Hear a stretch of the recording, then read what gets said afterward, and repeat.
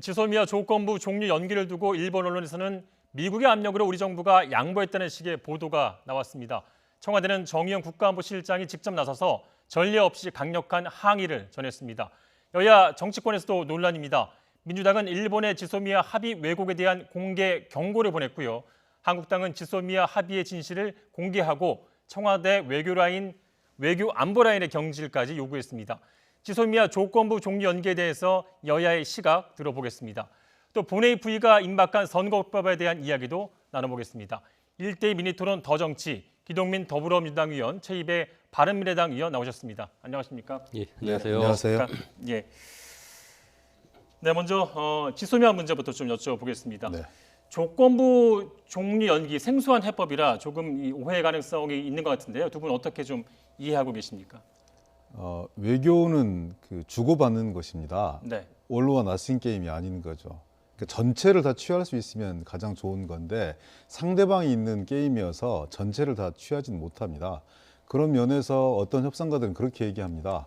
양자가 다 불만족스러워하는 협상이 가장 만족스러운 협상일 수 있다. 전체적인 네. 관점에서 봤을 때. 예. 그만큼 협상이 어려운 것이겠죠. 특히 이건 뭐 정치적인 문제, 군사 외교적인 문제, 또 민족 감정의 문제까지 같이 결부되어 있는 문제이기 때문에 저는 큰 틀에서 정부와 대통령께서 적절하게 잘 판단하셨다 이렇게 생각합니다. 예. 이제 이것이 파생된 계기가 결국은 일본이 대한민국을 안보상 믿을 수 없는 나라다 이렇게 규정을 했어요. 그래서 예. 이제 수출 규제를 시작하지 않았습니까?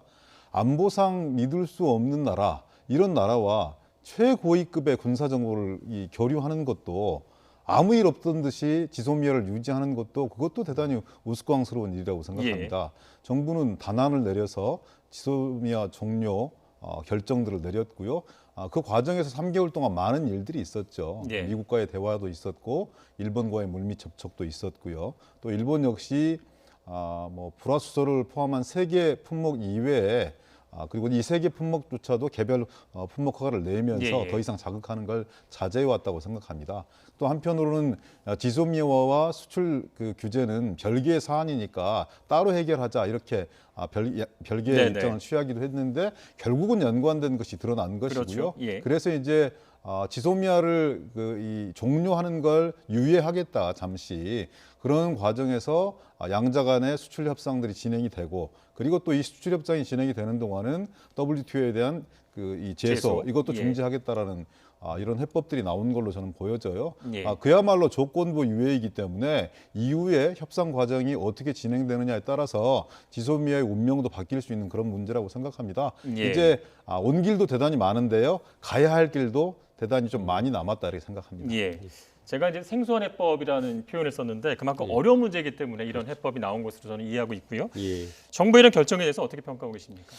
일단은 시간을 번 고육지책이다라고 생각을 합니다. 그러니까 우리가 좀 과거를 되돌려서 좀 생각해 보면 이제 근본적으로 이 문제는 일제 강점기 때 있었던 이제 그 징용 문제에 대해서 배상 판결이 나온 것에 대해서 예. 일본이 이제 거부했던 것이죠. 그러니까 어떻게 보면 역사 문제에 대해서 일본의 대응이 경제 문제로 나오고요. 풀었고 다시 외교 문제, 군사 문제로 우리는 퍼졌죠. 그거를 또 안보 문제로 이제 또 풀려고 했던 부분이고 그런데 이 과정 속에서 결국은 이제 외교는 뭐 앞서 말씀하신 대로 그런 협상의 과정이고 100%를 얻지 못하지만 우리가 이제 그 가장 중요한 건 국익을 우선하는 것인데 예.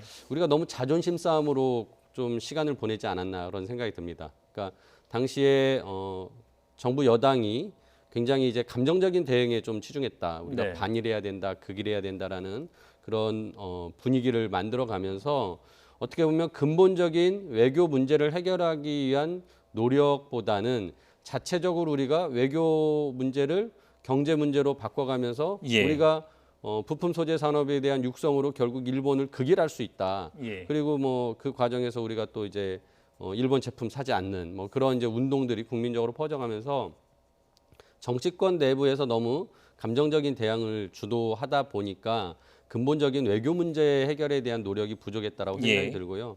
하지만 지금 상황에서는 앞서 우리가 해왔던 대응이나 또 일본의 태도 또한 여기에 이제 미국의 태도까지 있었기 때문에 현실을 감안했을 때 아무튼 정부가 지금 최선을 다해서 일단 시간은 번 것이다라고 생각이 들고요. 예.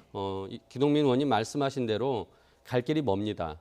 앞으로 이 수출 규제 협상을 어떻게 풀어낼지 예. 그리고 여기에 또 근본적인 원인인 강제징용에 대한 배상 문제 판결에 대해서 일본의 태도 변화를 어떻게 이끌어낼지라는 것을 우리가 좀 시간을 가지면서 근본적인 해결을 위한 노력이 필요하다고 생각합니다. 예. 말씀 중에 이제 시간을 좀 안이하게 보냈다라는 표현을 이제 해주셨는데 좀 돌려 생각해 보면은 종료 시간 6시간을 앞두고 이제 이런 결정이 예. 내려졌지 않습니까? 그렇죠. 종료까지 끌고 왔기 때문에 타결까지는 아니지만 이런 예. 합의가 이루어졌다 이렇게 볼 수는 없는 겁니까? 근데 저는 결국 이번에 이 그러니까 협상을 통해서 결국 우리가 얻을 것이 무엇인가 일단은 수출 규제에 대한 해결을 했어야 되거든요. 예. 근데 그것도 해결하지 못하고 그것을 다시 협상하는 테이블에 내온 것으로 결국은 우리가 지소미아에 대한 종결을 유예시킨 것이거든요. 예. 그래서 생각보다 많은 것을 얻지 못한 측면이 있다라고 생각이 들고요. 그런 면에서는 물론 뭐 100% 얻는 것은 최선이겠지만 불가능하다고 생각한다면 예. 지금부터 남은 기간에 우리의 국익을 그리고 우리가 진짜 얻어야 될 것이 무엇인지 생각해보고 얻어내기 위한 노력을 해야 된다 생각합니다. 일부에서요, 좀 일본의 굴욕적이다 이런 평가를 하는 여론도 좀 있는 듯합니다. 어떻게 보십니까? 그 굴욕적이라는 얘기가 나온 게 이번 예. 협상 과정과 내용들이 일본의 시각에서 예. 일본 고위 관계자들이라든지 아니면 일본 매체를 통해서 여과 없이 마치 뭐 받아쓰기 생중계하듯이 우리 국내 언론에 소개됨으로써 그런 부분들이 네. 좀 이렇게 더 비화된 측면들이 저는 있다고 생각합니다. 저는 아까 이제 최이배 의원께서 말씀 주신 대체적인 이 접근법이라든지 분석에 대해서는 동의를 하나 이 문제가 왜 생겨났는지에 대해서 착목해야 된다고 생각합니다. 예. 그 과정에서 뭐 반일 프레임이 생겨나기도 하고 극일 프레임이 생겨나기도 하고 그리고 정치권에서 여야를 가리지 않고 상당히 격앙된 목소리가 나오기도 하고 시민사회 내에서는 상당한 수준의 뭐 불매운동 또 일본 방문하지 않기 여행 자제 이런 부분들이 쏟아져 나왔다는 것이죠. 이 원인을 어디서 제공한 것인가 이 사태를 만들어낸 근본적인 문제를 누가 제공했는가에 착목해야 될 저는 필요가 있다고 생각하고요. 예. 화난 것은 화났다고 얘기를 해야 됩니다. 만약에 우리가 그런 행위조차 하지 않고 너무 차분하고 이성적인 대응을 했었다면 지금의 상황을 만들어내는 것도 어려울 수 있었다 저는 이런 생각들이 들어요. 예. 이후에 가야 될 길이 많은데요. 진짜 이번 과정이 일본에 뭔가 숙제를 안겨줌으로써 그동안에 이 막혀 있는 한일 관계를 풀어낼 수 있는 중요한 전기가 될 것인지 아니면 일방적인 양보에 그칠 것인지는 이후 과정들을 보고 저는 평가해야 되는 그런 예. 문제라고 생각합니다. 저는 이번 과정을 통해서 한 가지 좀 우려스러운 부분들은요. 모두에도 말씀드렸지만 정말 여과 없이 전제 없이 일본의 계산되고 치밀한 어떤 정치적 노림수가 우리 국내 언론이라든지 국내 어떤 정치 세력들의 주장에 의해서 예. 국민들한테 여과 없이 전달됨으로써 우리의 어떤 국익을 손상시키는 이런 일들이 반복되고 있는 것에 대해서 대단히 우려를 금할 수 없다는 말씀을 드립니다.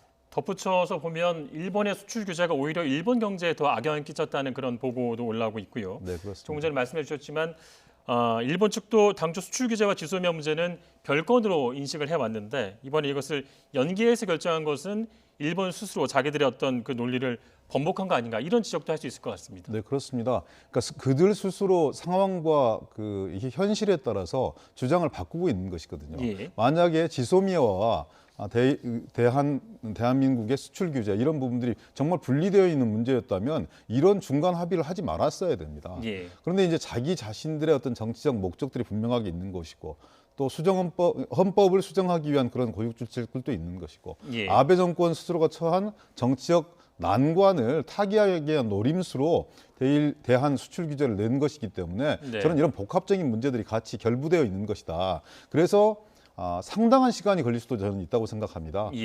처음에 시작했을 때 연말이면 마무리될 수 있지 않겠느냐 이렇게 낙관적인 전망을 펴는 사람들도 있었지만 그리고 아마 연내에는 지금 프로세스에 의하면 한일 간 정상회담이 예정되어 있고 거기서 상당히 깊은 논의가 이루어질 걸로 보여집니다만 일본 내부의 복잡한 함수관계 이런 부분들 때문에 해를 넘길 수도 있다는 그런 생각들이 들거든요. 그래 이런 때일수록 저는 원칙을 부여잡고 그리고 국민들을 믿고 국익적 관점에서 전체 총의를 모아나가는 과정들을 잘 밟아야겠다 이런 생각들을 말씀드립니다. 국내 좀 정치권으로 들어와 보면 이 황교안 대표가 이제 단식을 하고 있는데 이 단식으로 지소미아 종료를 막았다는 한국당 내부의 평가도 있는 것 같습니다. 물론 예. 당은 다르시지만 예. 어떻게 보십니까? 이런 시경에 대해서. 저는 뭐 이 지소미아 종결에 대한 연장이 황교안 대표의 단식 때문에 이루어지지 않았다라고 생각을 하고요. 예. 그러니까 어떻게 보면 이제 황교안 대표는 이제 본인도 말씀을 하셨어요. 자기가 단식하는 이유는 선거법 개정을 막겠다라는 것이었고, 제일 처음에는 지소미아도 언급을 했었죠. 예, 언급을 예. 했지만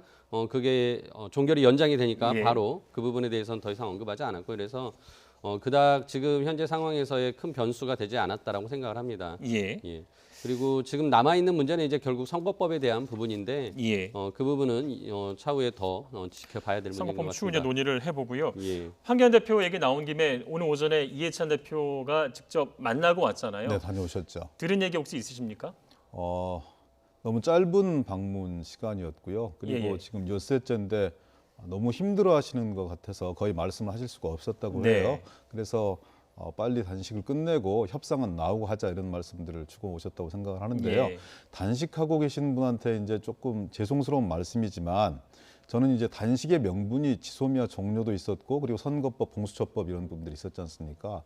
정말 지소미아에 대해서 힘을 실으려고 했었다면 저는 예. 단식의 내용이 지소미아 종료를 내거는 것이 아니라 일본에게 원칙적으로 대응하라. 미국에게도 원칙적으로 대응하라. 대한민국 5천만 국민이 이 문제를 지켜보고 있다. 이렇게 힘을 실어주는 것이 오히려 외교력과 협상력을 증대시켜서 좀 더 좋은 결정, 예. 국민 전체가 함께하는 결정에 충실할 수 있었지 않았을까라는 그런 아쉬움이 들긴 하는데요. 근데 단식 일주일 넘어가고 열흘 넘어가면 연세 드신 분들 같은 경우는 진짜 힘들어집니다. 예. 회복하는데도 좀 어렵고요. 그래서 좀 빨리 그만두시고 협상의 장으로 좀 들어오셨으면 하는 마음 간절합니다. 그 문제 추후에 또 이어가고요. 지소미아 문제가 사실 완전히 해결된 게 아니라 연기일 뿐입니다. 일본의 수출 규제 관련 협의에서 성과가 없으면 다시 원점으로 돌아가는 그런 상황인데요. 일본의 수출 규제 협의 성과가 있을 것으로 보십니까? 어떻게 예상하십니까? 예측 불허입니다. 솔직히 이 지소미아가 종결되는 상황까지 가면서도 결국 아까 말씀드린 대로 수출 규제를 중단하는 것이 아니라 결국 협상 테이블로 끌어낸 것 정도로만 지금 예. 그 결론이 났고 이제 앞으로 진행을 해야 되는 상황이기 때문에 일본도 굉장히 태도가 강경하다라는 생각이 들고요. 다만 이 과정에서 이제 미국이 나름 이제 역할을 좀 하고 있다라는 생각이 듭니다. 네. 그러니까 현재 한일 관계뿐만 아니라 한미일 관계, 삼국 관계가 굉장히 중요한 상황이고 이 안에서 미국이 역할을 조금씩은 하고 있다라는 생각이 들고 그 역할을 통해서 일본도 조금 변한 태도를 또 우리도 조금은 변한 태도를 가졌기 때문에 협상의 여지들을 열어놓은 부분에 대해서 긍정적으로 생각을 하고요. 다만 지금 미국 같은 경우는 또 우리나라에서 지금 방위비 분담금 협상을 하고 있지 않습니까? 예. 여러 그런 부분까지 현실적인 고려가 되기 때문에 단순하게 그냥 한일 간의 협상에 의해서만 결론이 나지 않을 것 같습니다. 그래서 굉장히 예측하기 어려운 상황이고 네. 다만 이제 우리나라 입장에서는 결국 외교는 굉장히 이제 어떤 명분과 우월성을 가져야 됩니다. 그런 면에서 저희가 이제 근본적인 아까 전에 문제 해결을 위한 노력 필요하다고 말씀드린 게 결국 우리 네. 일제 강점기에 강제징용 배상 문제이기 때문에 판결. 예. 다시 한번 이게 지금 좀 거론이 될 필요가 있다고 생각합니다. 다행히 문희상 국회의장이 제시한 해법에 대해서 일본이 예. 완전히 거부하는 태도를 보이지는 않았거든요. 예. 따라서 이런 부분들까지 지금부터는 좀 물밑 협상을 하면서 남은 기간 동안 아주 문제 해결을 근본적으로 해결해 나가는 과정이 있어야 된다. 그런 과정에서 수출 규제에 대한 해법 문제도 같이 나올 수밖에 없다라고 생각을 합니다. 예. 기 의원님 걱정되는 게요. 날짜를 못 받지 않았기 때문에 일본이 계속 시간을 끌어가면 네. 이 지소미아라는 게 1년씩 해서 연장되는 시스템이기 때문에 뭐 3개월, 4개월 가다 보면 그냥 해결이 안 되고 가는 거 아니냐는 우려가 있습니다. 네. 어떻게 해결해야 될까요? 저는 충분히 그럴 수도 있다고 생각합니다. 예. 지금 아베 정권이 집권한 이후에 벚꽃 스캔들 그래서 최대 위기에 처해 있는 것이고요. 예. 세금을 뭐 정치인들 후원 한 850명 정도 후원하는 데 사용하고 관리하는 데 사용하고 이러면서 이제 백일화에 드러날 수밖에 없는 그런 상황, 정치적 위기 상황에 놓여 있기 때문에 특히 또 그런 부분들 플러스 개헌 문제, 정상국가 문제 이런 부분까지 같이 결부되어 있습니다. 자기의 스케줄에 따라서 대한민국 관계를 예. 배치할 수밖에 없는 그런 위험성들이 있다고 보는 것이죠. 그래서 아까도 말씀드렸습니다만 연내에 한일 정상회담이 성사가 되어서 예. 근본적인 해법을 가질 수 있으면 가장 바람직하다고 생각하지만 그렇지 않을 위험성도 대단히 저는 크다고 생각합니다. 네. 이인영 원내대표의 이 귀국 보고에 의하면 미국의 역할론을 많이 얘기를 하더라고요. 공개적으로 드러난 부분들은 한국을 압박하는 그런 측면들이 강했지만 물밑으로는 일본에게도 자제를 촉구하고 뭔가 해결책을 갖기를 강력하게 촉구했던 이런 과정들이 이수혁 대사를 통해서 예. 이렇게 접수가 되었는데요. 이제 이후에 이제 미국의 역할 이런 부분도 주요하리라고 보여집니다. 그렇지만 저희들은 정말 원칙 있는 자세에서 물러서면 절대 안 된다고 생각하고요. 네. 이 원칙 속에는 최 의원께서 말씀 주신 문희상 의장의 안 이런 부분들이 일본의 동의를 구하는 것도 중요하지만 결국은 당사자들의 수용성들을 생각하고 그 과정들을 잘 밟아나가는 것 역시 대단히 중요하다고 생각하거든요. 안을 만들어 100가지의 안을 만들어낸다 하더라도 그 과정을 충실하고 당사자들이 수용하지 않으면 이전과 다를 바 없다고 저는 생각합니다. 그래서 예. 조금 더 긴 호흡과 안목으로 좀 인내하면서 원칙들을 수호하면서 이 문제를 대할 필요가 있는 거 아니냐. 그리고 일본은 결코 급하게 이 문제를 서둘러서 해결하려고 들지 않을 것이다. 네. 우리 역시 그런 부분들을 좀 잘 보면서 긴 호흡으로 협상 전략을 짜야 예. 된다 이렇게 생각합니다. 결국 사실 제가 이 질문을 드리기 위해서 오늘 이제 토론을 이어왔는데요. 결국 수출 규제 협의 결과까지 나와야 이제 정확한 평가가 가능하겠지만 중간 평가를 한번 해보고 싶습니다. 예. 정부가 지소미아를 일본의 수출 규제에 대한 맞대응 카드로 꺼낸 것이 과연 주요했을까에 대한 의견 있으면 주시기 바랍니다. 저는 이제 앞서 말씀드린 것처럼 역사 문제를 경제 문제로 대응했고 또 경제 문제에 대해서 우리는 또 안보 문제로 대응을 했거든요. 서로 카드가 맞지 않았습니다. 제가 예. 보기에는 처음부터 근본적으로 이 역사 문제를 외교적으로 해결하려는 노력이 있었어야 되는데 그런 부분들이 처음부터 저는 스텝이 좀 꼬였다. 맨 처음에 8월 7일 날 손학규 대표가 제시한 안이 있었습니다. 당시에 우리가 외교에서 오히려 도덕적 우월성을 확보하기 위해서 물질적인 배상에 대해서는 포기하자. 물론 당사자들을 우리가 설득해서 국내에서 배상할 수 있는 부분까지 할 수 있다면 하고 대신 일본으로부터 진정한 사과를 받아내는 것으로서 우리가 국제사회에서 도덕적 우월성을 확보해야 된다라는 안을 제시한 바가 있었습니다. 이런 외교적인 해법들이 하지만은 전혀 논의가 되지 않았고 저는 물밑 협상도 없었다고 생각을 합니다. 예. 그런 부분에서 처음에 이 맞대응 카드가 잘못되면서 스텝이 꼬였고 지금에라도 저는 그 근본적인 문제를 해결하기 위한 노력이 되지 않으면 이후에라도 이 수출 규제 문제는 계속 긴 시간을 갈 것 같습니다. 네, 그럼에도 불구하고 기 의원님은 어떻게 평가하십니까? 전혀 새로운 시대가 온 것입니다. 네. 국내적으로도 그렇고요. 국내적으로도 촛불 광장의 시민들 이후로 새로운 시민들이 드러나기 시작한 것이고 새로운 시대가 열렸다고 생각합니다. 국제적으로도 저는 마찬가지라고 생각해요. 여러 문제를 복합적으로 풀어야 한다. 그러니까 과거의 북중러를 예. 중심으로 한 대양 세력과 한미를 중심으로 한 해양 세력과의 어떤 격전, 대립 이런 단순 구도로 볼 수 없는 그런 새로운 시대가 열리고 있는 것이다. 각자의 국익에 따라서 다양한 조합과 다양한 배치가 가능한 시대가 되어버렸다. 이미 가장 중심에 서 있는 미국이 그 길을 가기 시작하고 있어요. 그리고 어찌 보면 피해 어떤 동맹으로 일컬어지고 있는 대한민국에 대해서 혈맹을 강조하는 게 아니라 돈을 요구하고 있는 이런 시점이거든요. 네. 지금 새로운 시대에서 미국의 당연한 접근법일 수 있습니다. 그렇지만 그게 전체 미국의 의견인 것이냐? 그렇지는 않다고 생각하거든요. 네. 정권이 교체가 되어지면 또 다른 목소리가 등장할 수밖에 없는 것이죠. 그래서 저는 지금 이 지소미아 문제라든지 아니면 일본과의 어떤 그 수출 마찰 이런 부분들을 국한된 시각으로 좀 바라보지 말고 네. 전체 판들을 어떻게 변화시켜 낼 수 있을 것인지 그리고 동북아의 어떤 그 지정학적 요인들을 어떻게 극대화시켜 낼 수 예. 있을 것인지 균형자론 이런 부분을 어떻게 실제화시켜 낼 수 있을 것인지에 대해서 다양한 해법과 창조적인 접근들을 우리는 가져야 된다고 생각합니다. 그래서 과거에 가졌던 그런 이 전통적인 도식적인 이런 대립 구도를 뛰어넘는 그런 과감한 발상의 전환과 접근법들이 필요한 시기가 지금이다. 예. 그리고 상당한 시간 동안 이런 부분들이 진행될 수밖에 없는 것이고 겉으로 보기에는 대단히 혼란스럽지만 새로운 판들을 짜나가기 네. 위한 불가피한 수순이다 저는 이렇게 보고 있습니다. 역사 문제와 경제 문제 또 외교 군사 문제도 네, 그렇습니다. 같이 복합적으로 생각해서 풀어야 한다는 그런 의견 같고요. 네. 계속 선거법 얘기를 좀 나눠보도록 하겠습니다. 선거법이 모레면 이제 본회의 부의가 되는데요. 이 검찰개혁 법안들을 기다렸다가 같이 하는 건가요? 어떻게 되는 건가요?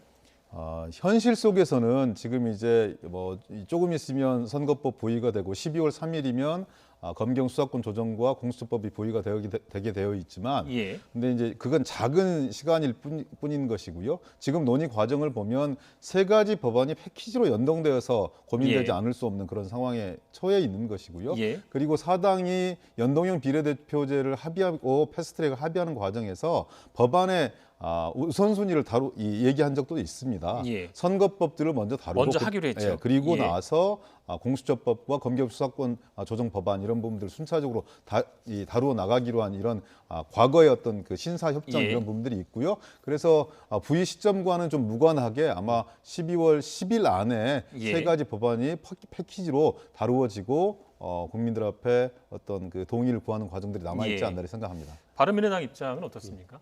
뭐 말씀하신 거하고 크게 다르지 않습니다. 이미 합의된 사안들을 충분히 잘 지켜나가기 위한 노력이 계속 되어야 된다고 생각하고요. 우리가 조금 또 시간을 되돌려 생각하면 작년 12월 15일 손학규 대표의 단식을 마치면서 한국당을 포함하는 5당의 선거법 개혁에 대한 개정에 대한 합의문을 도출했고 예. 그것을 이제 정개특위에서 제대로 논의하자라고 했는데 한국당이 다시 그 논의 테이블에서 뭐 이제 거의 참석하지 않고 비례대표를 없애는 270석을 가진 선거법 개정안을 따로 내면서 결국은 협상판이 깨졌었던 거거든요. 그로 인해서 결국 4월 달에 이제 패스트트랙이라는 과정을 거치면서 지금의 이제 법안들이 올라와 있고 예. 본회의 이제 표결을 앞두고 있는 상황입니다. 따라서 지금까지 그 해온 과정에서 저는 한국당이 굉장히 책임이 크다고 생각합니다. 작년 12월 15일 그렇게 합의를 했으면 거기에 대해서 같이 논의를 하고 보다 좋은 안을 만들기 위한 협상을 해야 되는데 계속 협상의 판을 깨려고 하고 지금 황교안 대표가 또 그러한 시도를 하고 계시는 네. 거죠. 그러니까 황교안 대표는 스스로 지금 나름 패스트트랙에 올라온 법안들을 막기 위해서 자신은 승부수를 던졌다고 할지 모르겠지만 저는 자충수를 던졌다라고 생각을 하고요. 예. 특히나 이것은 다른 정당들이 받아들일 수 없는 완전히 외통수입니다. 네.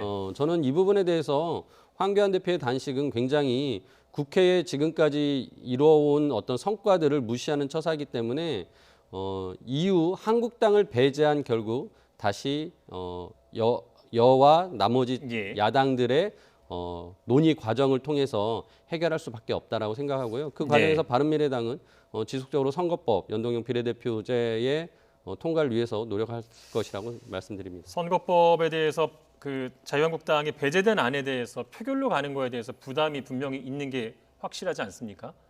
뭐 부담 있죠. 네. 과거 사례를 잘 해석을 해야 되는데요. 선거법은 뭐 전체가 여야 합의해서 했다라고 네. 이제 자유한국당 의원님들이 주장하시는데요.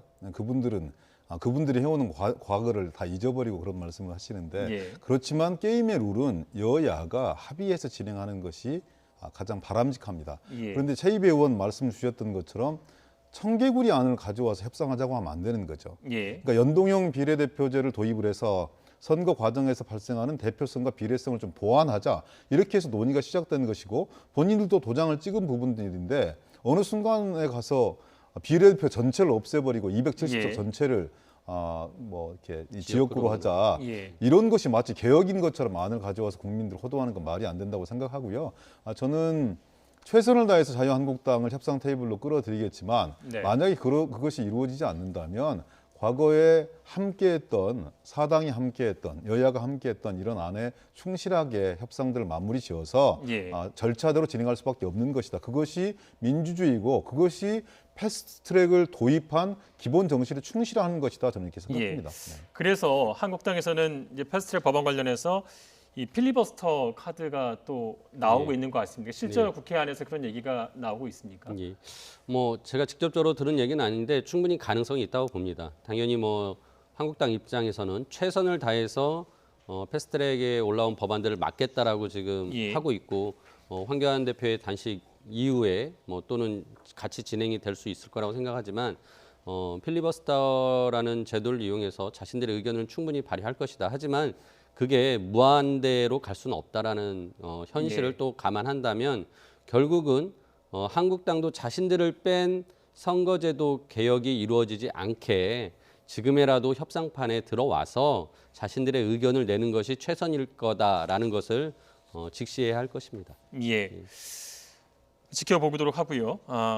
패스트트랙 온라인 선거법 개정은 현행 253석인 지역구 의석수를 225석으로 낮추고 또 비례대표 의석수를 47석에서 75석으로 확대하는 그런 내용입니다. 네. 이 원안에 대해서 약간 수정의 필요성을 좀 느끼고 있습니까? 어떻습니까? 지금은 이제 원안을 중심으로 고민해보고 있는 것이죠. 예. 그런데 만약에 자유한국당이 최종적으로 동의하지 않고 사당이 기존에 이 안을 추진했던 사당이 결정해야 되는 상황이 온다면 저는 거기에서 미세한 조정은 불가피하다고 생각되어집니다. 네. 이렇게 정의당 같은 경우에는 당연히 225대 75로 했던 원안을 고수할 가능성이 높지만, 근데 이 흐름을 같이 만들었던 사람들 중에는 현실적으로 예를 들어 호남 지역의 지역구들이 대폭 삭감된다든지 네. 지역구가 과도하게 축소되는 부분들에 대해서 상당한 거부감들과 반감들을 가지고 있는 분들이 계시거든요. 예. 그렇다면 그런 부분들까지 포함할 수 있는 새로운 수정안들이 고민될 수밖에 없는 시점인 것인데, 그것은 이제 공개적으로 토론할 수도 있는 것이고 또 사당 원내대표 간에 지도부 간에 책임 있는 이런 조율들이 이루어질 수 있는 그런 문제여서 저는 기본 정신에 충실하다면 미세 조정은 얼마든지 가능하다 이렇게 생각합니다. 바른미래당 입장은 어떻습니까? 뭐 바른미래당도 크게 다르지는 않습니다. 그러니까 물론 원안을 지키는 것이 가장 좋겠다라는 생각을 하지만 결국은 아까 말씀드린 대로 연동형 비례대표제라는 이 제도를 도입하는 것이 더 중요하다라고 생각을 하고요. 그 과정에서 의석수에 대한 조정 충분히 가능하고 그를 통해서 반드시 이 국회 본회의에서 통과시킬 수 있도록 해야 된다라는 것이 오히려 더 큰 원칙이라고 생각합니다. 정의당은 원안을 고집하고 있기 때문에 이 부분도 좀 따져봐야 될 것 같습니다. 예. 네, 정의당의 주장이 있는 것이니까요. 네. 예.